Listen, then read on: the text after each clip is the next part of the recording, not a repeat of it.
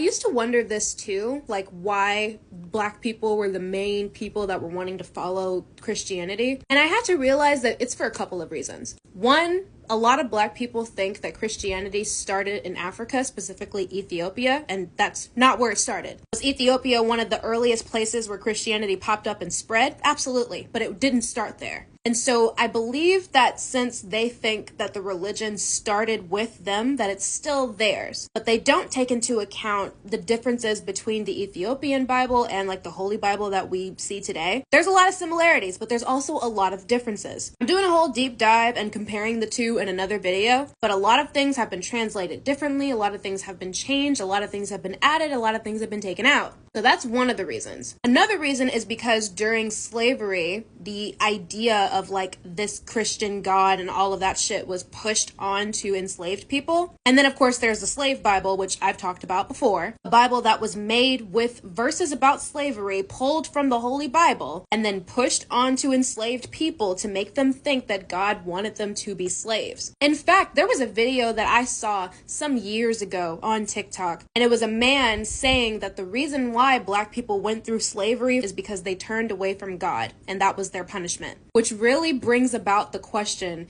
if the slave owner and the enslaved person are both praying to the same God, whose prayers are getting answered? Because while the enslaved person is praying for God to save them and set them free, the slave master is praying for more slaves, praying for them to be more obedient, praying for whatever. You see what I'm getting at here? I mean, it's the same reason why most black people still believe in beating their children. Because once upon a time, slave owners were telling slaves that they had to be beaten in order to be disciplined. Like, the way that slavery still affects the black community to this day is a whole other video that I could make. But that's just my opinion.